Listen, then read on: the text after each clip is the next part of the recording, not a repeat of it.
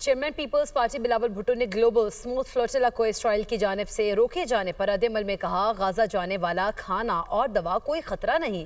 اسرائیل نے ڈاکٹرز اور رضاکاروں کو حراست میں لے لیا، انسانیت پر کھلا حملہ کیا ہے۔ اسرائیل نے سینیٹر مشتاق احمد کو حراست میں لے کر بین الاقوامی قوانین کی خلاف ورزی کی۔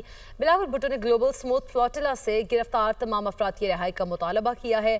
بلاول بھٹو نے غازہ کے لیے انسانی راہداری اور فلسطین کے لیے انصاف کا بھی مطالبہ کیا۔ چیئرمین پیپلز پارٹی بلاول بھٹو نے گلوبل اسموتھ فلوٹیلا کو اسرائیل کی جانب سے روکے جانے پر رد عمل میں کہا، غازہ جانے والا کھانا اور دوا کوئی خطرہ نہیں۔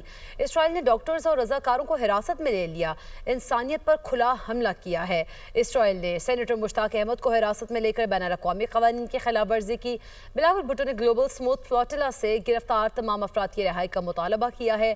بلاول بھٹو نے غازہ کے لیے انسانی راہداری اور فلسطین کے لیے انصاف کا بھی مطالبہ کیا۔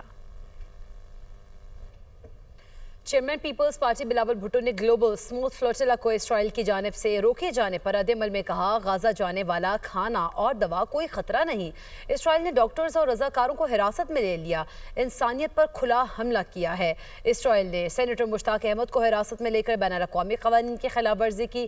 بلاول بھٹو نے گلوبل اسموتھ فلوٹیلا سے گرفتار تمام افراد کی رہائی کا مطالبہ کیا ہے۔ بلاول بھٹو نے غازہ کے لیے انسانی راہداری اور فلسطین کے لیے انصاف کا بھی مطالبہ کیا۔